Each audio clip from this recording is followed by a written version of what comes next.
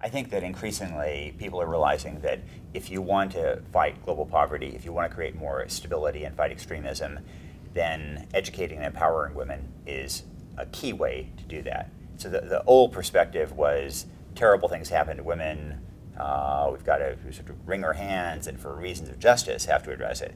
And that's certainly still true, but these days increasingly I think the people concerned about women's rights are those, for example, at the Pentagon, very much concerned and see this as a security issue. And there's a big debate about the degree to which Islam is related to oppression of women.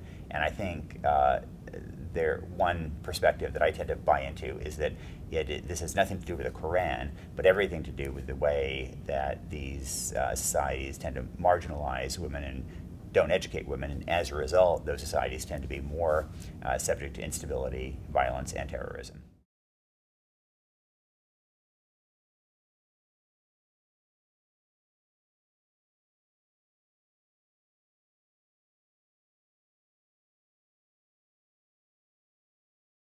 Well, traditionally, women's rights were seen as this soft issue. They were worthy, but kind of peripheral. And these days, the Pentagon and State Department both are, and Congress are all seeing this really as a just basic, substantive security issue. And I think they're making a lot of progress on it. So far, it's really more aspirational than change. I mean, but we're seeing Hillary Clinton appoint a new ambassador for global women's issues, Milan Verveer. The White House appointed a council on the issue. The Senate Foreign Relations Committee has a new subcommittee that is focused on women's issues under Barbara Boxer. So a lot of things are coming together. And how much difference this will actually make at the grassroots level is still to be determined. Sure. Trafficking is driven by the profits, and there's prostitution in an awful lot of countries around the world, but it's not always linked to trafficking. In China, China probably has more prostitutes than any country in the world, but that you don't so much have brothels where women are locked up inside, or you don't have so much pimping where the pimp takes the cash. Something similar is largely true of Africa. But there are other places in Asia, South Asia in particular, where the model is very much that you go and kidnap a girl in a rural area, and then you transport her to an area where she does not speak the local dialect, cannot seek help, and you lock her up in a brothel, and the brothel owner then takes every bit of cash that can be earned. And this is hugely profitable. I mean, if you kidnap a girl in a village somewhere, transport her, or maybe you tell her that she's going to get a job at a restaurant, then in those countries that prize a girl's virginity, you can sell that virginity for $500, $1,000, depending on things like the color of her, the skin, the lightness of her skin, what she looks like, this kind of thing, of her age. And so it has become kind of a license to print money, and that is why it has been just targeted by a number of these gangs that work across international borders. Yeah, it is. There tend to be some of these gangs, some of these mafias that work in Europe, typically taking young women from Eastern Europe, places like Romania, to Western Europe. And then there are others that operate in India, in Southeast Asia. There are routes from Burma, for example, to Malaysia, from Cambodia to Malaysia. You so far don't have any international cartels that operate completely globally, but there are a great number that operate internationally from one country to the next. And the problem is that typically they buy the local law enforcement officials, and so the police tend to be part of the problem rather than part of the solution. In Cambodia, I visited a brothel in a town called Poi Pet that was probably the worst brothel in the town. They locked up virgin girls in cages inside this brothel, and I walked in with a camera to do an interview, and pretty soon the brothel owner came running up, and gave me his card. He was the chief of the criminal division of the local police. It's really hard to fight trafficking in that kind of environment. The issue is increasingly getting more traction, and a part of that, I think, is the realization that this isn't about prostitution, it's about slavery. And even the word trafficking is a misnomer. In the traditional definition, trafficking meant somebody who had crossed an international border. And it really doesn't matter in terms of the horror of the case whether a woman or girl was brought across from Nepal into India, or whether she went from one state in India to another. The real horror there is if a girl is kidnapped and locked up in a brothel and made to have sex with men until she ends up dying of AIDS. I think that this echo of slavery is giving the issue more resonance. It's getting more visibility. In my view, one of the few initiatives that the Bush administration did that really was successful and worked, that I admired, had to do with the emphasis it put on fighting trafficking globally.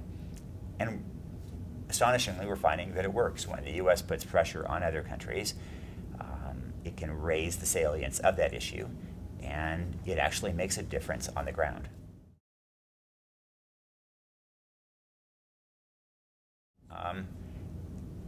In this country, there are a lot more NGOs that have become active on trafficking.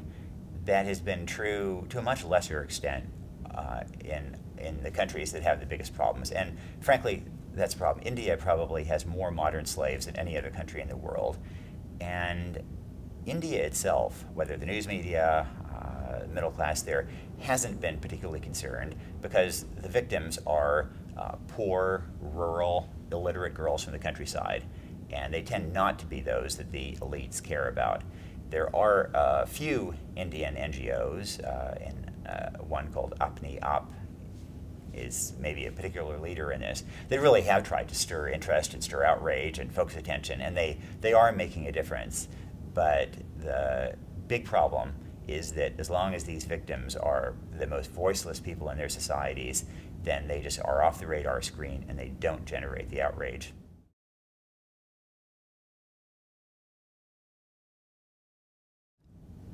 I think it's great that responsibility to protect is getting more traction as a doctrine, but the problem is that it becomes a way for diplomats and countries to feel good about themselves and to embrace a doctrine without actually doing anything practical that makes a difference on the ground. We saw at the General Assembly countries that were happy to subscribe to R2P as a doctrine, but didn't want to have anything to do with improving the situation on the ground in Darfur or in eastern Congo. And I'm afraid that there is this disjunction where theory good, action bad. I don't know whether we can actually translate that intellectual interest, that intellectual sense that we do have some kind of responsibility to people who are otherwise going to die, into actually doing something that is going to stop this kind of mass slaughter.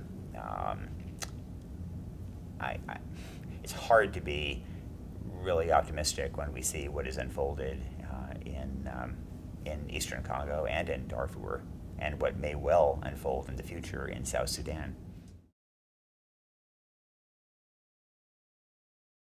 On issues like mass slaughter, genocide, I don't think that administrations really make much difference. I don't think you see leadership coming from Washington.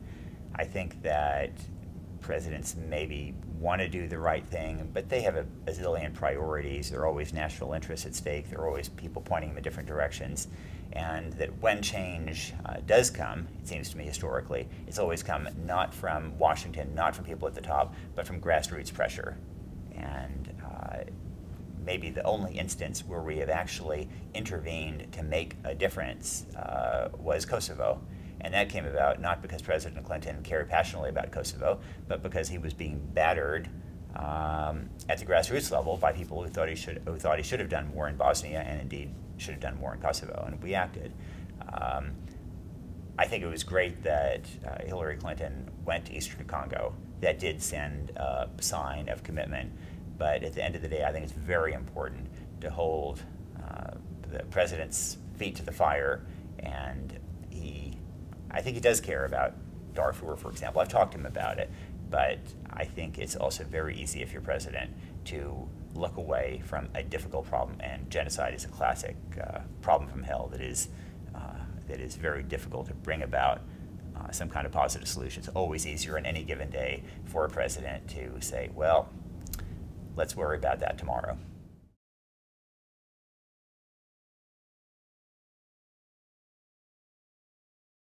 There's a perception in the West that China is this rising power. I think within China there's a sense that it's a recovering power. I mean, for most of human history, China was the dominant power in the world, and then since 1500, and especially since 1800, it more or less collapsed. But now it is really recovering its traditional role, and that was not only of economic greatness, but also all the other levers that go with that. And I think in the future we're going to see China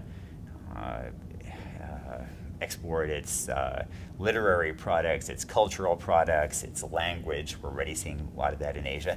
And also project power militarily to some degree. I don't think China wants to have any wars. It wants to develop itself economically. Wars would be a distraction. It wants to avoid real security crises. But on the other hand, it also, I think, does aspire to be a great power in a very full way. And every time in history, from the rise of Athens on, a new power emerging has caused friction with the neighbors. There's a real tension between China and India in the long run about who is going to be dominant, and real nervousness in India, for example, about China's presence in Burma. Its interest perhaps in the Indian Ocean. Likewise, China sees the Western Pacific as a place that is kind of more naturally its own than a home to American submarines. And so these issues are going to have to be worked out, and the backdrop is rising Chinese nationalism, which is something that troubles me, and I think is going to make it difficult for any Chinese government to try to work through some of these issues.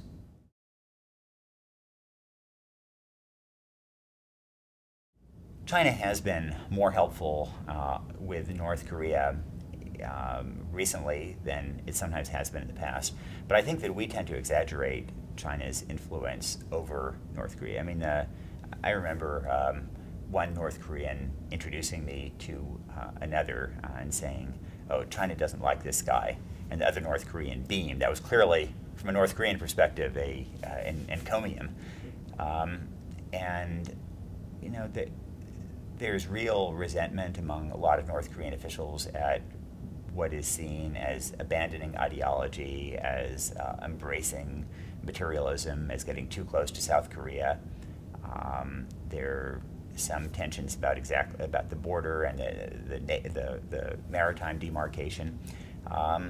So China has leverage in a couple of ways, including the supplies of resources and energy, but we have leverage too, and I think we're working much better with China now. I think we need to keep that up, but sometimes there's a sense in the U.S. that China has this magic leverage that all it needs to do is pull that lever and then North Korea will obey. That is simply not true.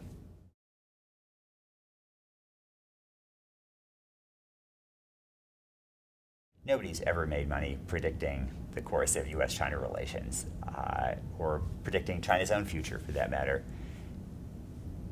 Right now, the issue of Taiwan seems to be a little bit better off, partly because the Taiwanese president, Ma Ying-jeou, is pursuing a path that is more conciliatory toward China. Ma Ying-jeou is in some political difficulty right now.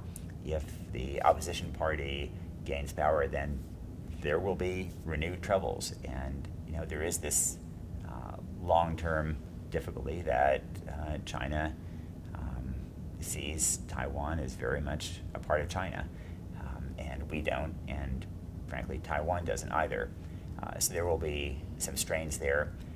I think that what I worry about more is some kind of an accident along the lines of the plane, the spy plane incident in 2001, where there was a collision, our plane was forced down. The truth is that the president of China at the time, Jiang Zemin, he really used his political leverage to release that American crew, to send the plane back. If you had had a survey in China, people would have been overwhelmingly against that idea. And I don't think that the leaders of China today, including President Hu Jintao, are willing to use their own leverage right now to the same degree. I think some kind of a collision, some kind of an incident in the air, at sea, is entirely possible. I think it'd be an awful lot harder to resolve. And part of that is this nationalism, this resentment on the part of a lot of Chinese about what is America doing right next to our country, and they shouldn't be pushing us around. And that perspective is very much, I think, framing and constraining Chinese leaders right now, and will, I believe, increasingly do that in the coming decades. Within China, there is resentment to some degree about America interfering and talking about human rights. But there's also an appreciation on the part of a lot of people that human rights really are a real problem. So when one talks about human rights within Beijing, for example, or about Chinese lawyers being arrested, there is some ambivalence about what the outside role should be. However, I think it's reasonably likely that increasingly human rights scrutiny of China is going to focus on Tibetans and on Muslims in Xinjiang. And in both those cases, the Chinese population is, if anything, harder aligned than the government. And particularly, I think, after the Dalai Lama dies, then the Tibetan population is likely to turn more toward violence, and that will be met by a very harsh, tough line from China. And the result, I think, is going to be more outrage in the West, but also more outrage within China at what those outsiders are trying to do, sense that this human rights scrutiny is really just a tool to dismember and weaken China. And I think that is going to be very difficult for both sides to deal with in the longer term, in the coming decades.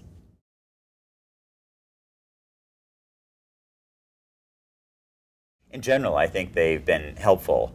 I think Senator Mitchell has been a great benefit in the Middle East, and it's important to have somebody there talking to all sides, shuffling back and forth.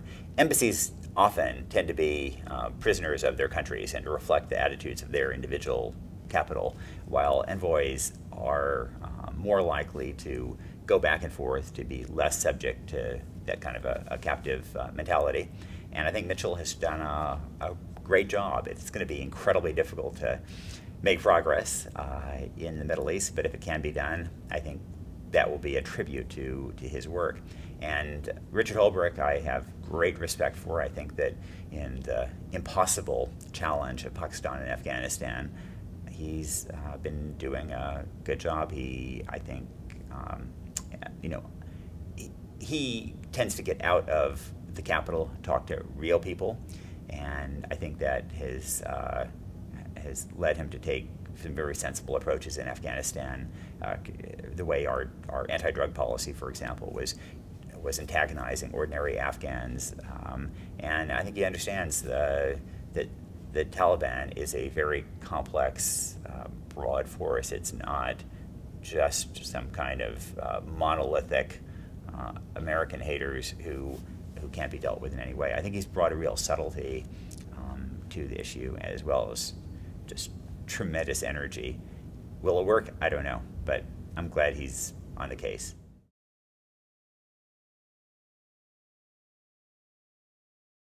Yeah, the danger of having all these special envoys is that you get mixed signals, you get wires crossed, but at the end of the day, I think that's a risk worth taking in these particular cases.